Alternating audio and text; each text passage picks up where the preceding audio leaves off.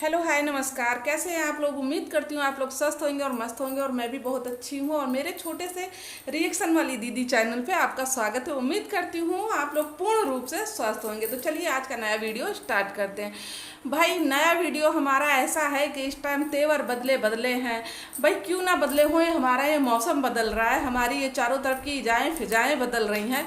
तो तेवर कैसे ना बदले भाई, तेवर भी बदलना जरूरी है। आखिर जुड़े तो हम ये भगवान की कुदरत की देन से ही सब चीज़ से जुड़े हैं, प्रकृति से हम लोग जुड़े हुए हैं। तो तेवर तो बदलना स्वाभाविक है। तो तेवर भैया बदल रहे हैं। जैसे रोटी पे मक्खन नहीं पिघलता है, ऐसे तेवर पिघले जा रहे हैं। तो तेवर भाई क्यों ना पिघले, जब ऊपर से किसी ने लठ डाल दिया है तो कैसे ना पिघले। लठ का मतलब भी बता दूं कि भाई किसी ने पीछे से डंडा डाल दिया। जैसे मेरी भाषा में दो क्वालिटी है ना, एक थोड़ा सा यूपी से मिली हुई है और एक थोड़ा हरियाणा पंजाब से मिली हुई है। तो इस वजह से थोड़ा सा मैं दोनों भाषा बोल देती हूँ। तो भाई तेवर इसलिए बदले हुए हैं। कल तो देखा मैंने महादेव जी की पूजा हो रही थी। हे महादेव, सावन चल रहा है, कुछ उन पे भी कृपा करो। कृपा, उनके पास पैसे का भंडार है, ऐसी कृपा बिल्कुल मत करना महादेव। वो तो हमारे जैसे लोगों पर पैसों की कृपा करे, और उनको कृपा की ऐसी ज़रूरत है कि भगवान थोड़ी सी उनको सद्बुद्धि दे, उनकी ज़बान पे थोड़ा सा साफ़ सुथरी उनको ज़बान प्रदान करे।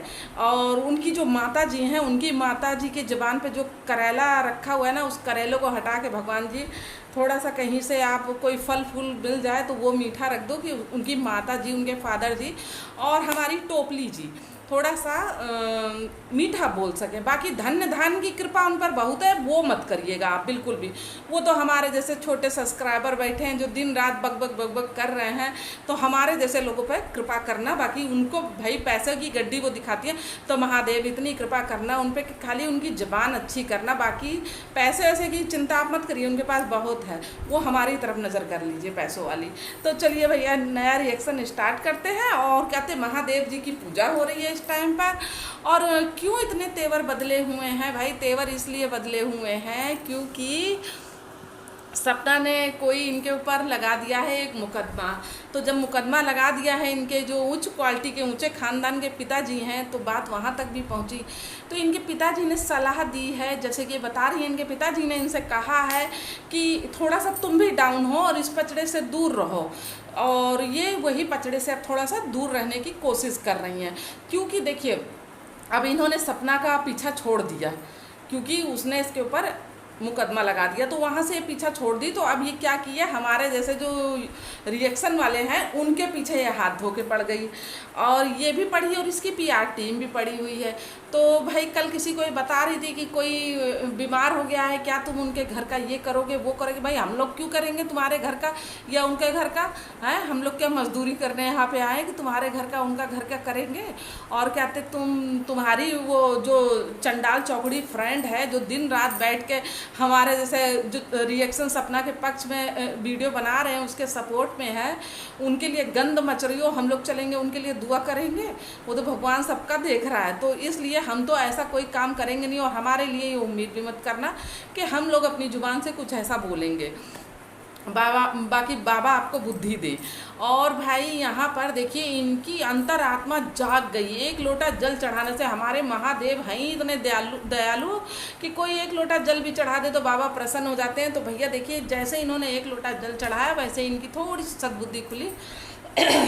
तो इन्होंने क्या कहा, लेकिन महादेव पूर्ण रूप से कृपा नहीं कर रहे हैं ना, जान रहे हैं दुष्ट प्रगति की है। महादेव भी अब कलयुग चल रहा है, इतने भोले थोड़ी हो जाएंगे महादेव के कहते हैं ऐसे लोगों पे अपनी कृपा बरसा देंगे कि कुछ भी। ये लोग तो महादेव को भी भस्म, जैसे भस्मासुर थे, महादेव से ही वरदान लेके महादेव को ही भस्म करने चल रहे थे। तो भगवान जी को भी अब थोड़ी सी समझ हो गई है कि ऐसे लोग से थोड़ा सावधान रहे।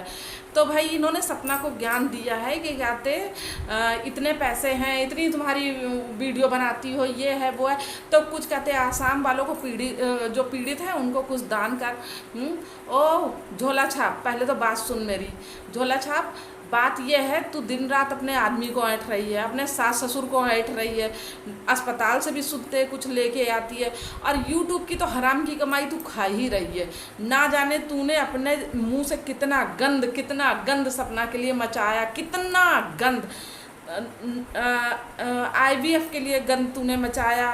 और प्रेग्नेंट वाला गंद तूने मचाया, और उसके भाई के लिए गंद तूने मचाया, पति को मरवाने का गंद तूने मचाया, कितना गंद मचाया, कितना गंद मचाया। वो गंद की जो कमाई तू खा रही है ना, किसी को रुला के वो गंद की जो कमाई खा रही है। अच्छा रही काम हम लोग भी वही कर रहे हैं, लेकिन हम लोग किसी निर्दोष को नहीं रुला रहे हैं।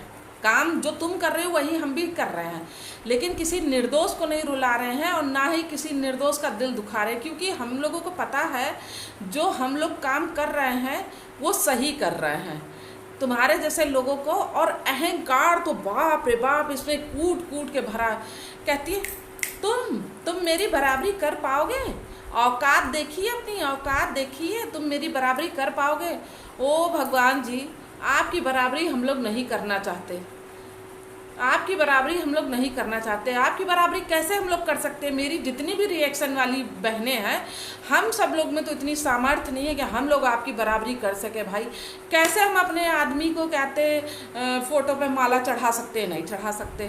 कैसे हम अपने आदमी से 80,000 रुपये महीना ले सकते हैं? नहीं ले सकते। कैसे हम अपने सास ससुर को झाड़ू से पीट के घर से निकाल सकते? बाप रे बाप, नहीं निकाल सकते। कैसे हम अपने सास ससुर का मकान हड़प करके उनको किराए पर रहने के लिए भगा दें? भाई नहीं कर सकते हैं। इतनी कहाँ हमारे में सामर्थ्य है। और सोशल मीडिया पे आके लेडीज़ों के पार्ट्स गिना रही हो, शरीर के एक एक अंग जो भगवान ने इतने उससे माँ होने का वो दिया है दर्जा स्त्री को। हम लोग अपने पिता के सामने, अपने पड़ोसी के सामने, अपने बेटों के सामने, हैं, मतलब हमेशा पर्दे में रहते हैं कि मतलब एक मर्यादा भगवान ने बनाई है। अभी तुम्हारा भाई भी जिंदा है, अभी तुम्हारे पिताजी भी जिंदा बैठे हैं, और भी नात पात आपके बैठे होंगे, आपके ससुर बैठे हैं, आपके हस्बैंड बैठे हुए हैं, और आप ऐसे औरतों के पार्ट्स गिनाती हैं, ऐसे औरतों के पार्ट्स गिनाती हैं जैसे ये शरीर का कोई वो ना हो के कोई खिलौने बच्चे। जैसे हम लोग किचन में साग सब्जी की चर्चाएं करते हैं कि आज हमने ये बनाया, तो उस तरीके से गिनाती हो। तो तुम्हारी ये जो ऊंचे खानदान की क्वालिटी है ना, तो हम लोग भाई इसमें तुम्हारी बराबरी नहीं कर पाएंगे। तुम्हारी ये संगत तुम्ही को मुबारक, और तुम्हारी वो चंडाल चौकड़ी को मुबारक जो तुम्हारे साथ 8-10 डायन लोग बैठ के मीटिंग करती हैं ना, उनको। और मुझे ये नहीं समझ आता यार, ये जो 8, 10, 12, 13, 14 जो तुम्हारी फ्रेंड हैं, ये रात रात भर जो मीटिंग करती है, क्या इतनी लेडीज़ों में इतनी भी बुद्धि नहीं है कि मतलब क्या सही चल रहा है, क्या गलत चल रहा है? हम भी जब ये चैनल स्टार्ट किए थे तब बहुत सोचने की जरूरत ही नहीं पड़ी कि बहुत मंथन करूं किसके पक्ष में। अरे यार, पक्ष की इसमें क्या बात है? जो मेरे दिमाग को गलत लग रहा है कि हाँ एक निर्दोष औरत को इस तरीके से सताया जा रहा है, तो बस मैं आ गई उसके पक्ष में। इसमें कोई ऐसी बात नहीं है कि इसके लिए मतलब तुम तो इतनी पढ़ी लिखी अपने आप को बताती हो। हो पढ़ी लिखी की भी बात यह है, इस टाइम भाई देखो कितना आंदोलन चला। तो ये जो पढ़ाई लिखाई वाली बात है ना, तो कुछ लोग तो भाई मेहनत करके देखो पढ़ाई करते हैं, कुछ लोग इससे भी पढ़ाई कर लेते हैं, कुछ लोगों को इससे सर्टिफिकेट भी मिल जाता है, चाहे वो जिस चीज़ का लेना हो। अभी मेरे पास भी काफ़ी पैसे आ जाए, भाई मैं हाई स्कूल से ज़्यादा नहीं पढ़ी हुई हूँ, लेकिन अभी मेरे पास भी खूब सारे पैसे आ जाए तो कहो मैं जज की डिग्री लेके यहाँ बैठ जाऊँ।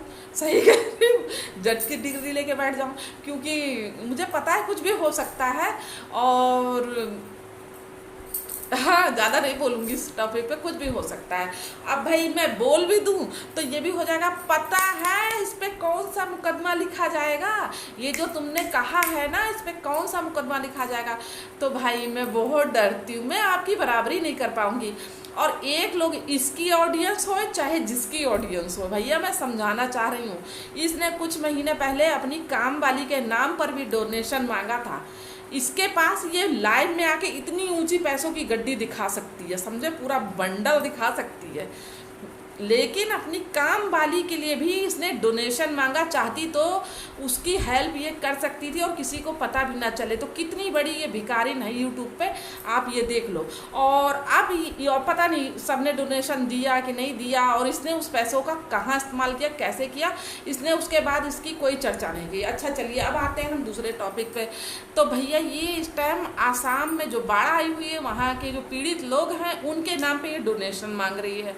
तो भैया ऐसे लोगों से सावधान रहें, सतर्क रहें, इसी में सावधानी है, क्योंकि आपके पैसे मेहनत के हैं, इसके तो हराम के हैं, क्योंकि 80,000 रुपये अपने आदमी से ले रही है। जो आदमी इसको 80,000 रुपये दे रहा है ना, उसकी भी आत्मा कलब जारी होगी, क्योंकि समझो आधी तनख्वाह अपनी इसको दे दे रहा है, तो भैया उसकी भी आत्मा कलब जारी होगी। तो वो सब हराम के ही पैसों में आ रहे हैं। फिर भी ये दान पुण्य नहीं कर रही है, लेकिन जो ईमानदारी और मेहनत से कमा रहा है, ये उससे उम्मीद कर रही है कि वो वहाँ बाढ़ पीड़ित को डोनेशन दे।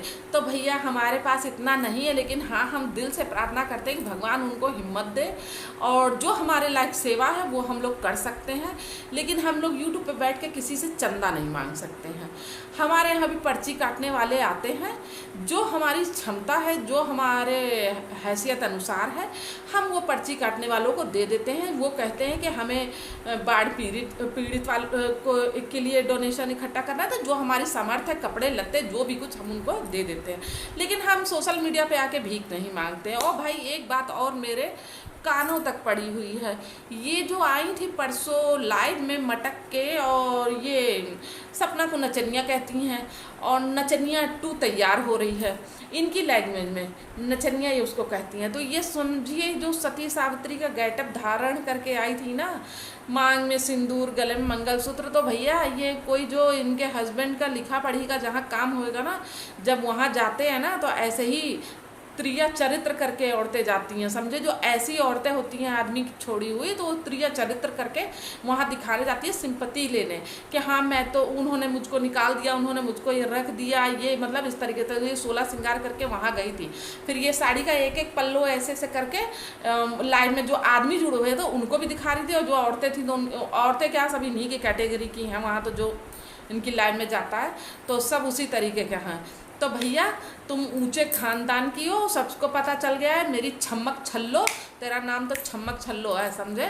तू गैर मर्दों के आगे साड़ी पहन पहन के दिखाती है, तेरा ऊंचे खानदान की जो तेरी क्वालिटी है ना, वो मुझे समझ आ गई है। तो भाई मेरा रिएक्शन कैसा लगा है मुझे कमेंट करके बताइएगा, और चैनल को सब्सक्राइब कर लीजिए। जो लोग नए जुड़ रहे हैं, चैनल को सब्सक्राइब कीजिए, वीडियो को लाइक करिए। फिर मिलती हूँ नेक्स्ट वीडियो में। जय सिया राम, बाय बाय, टाटा।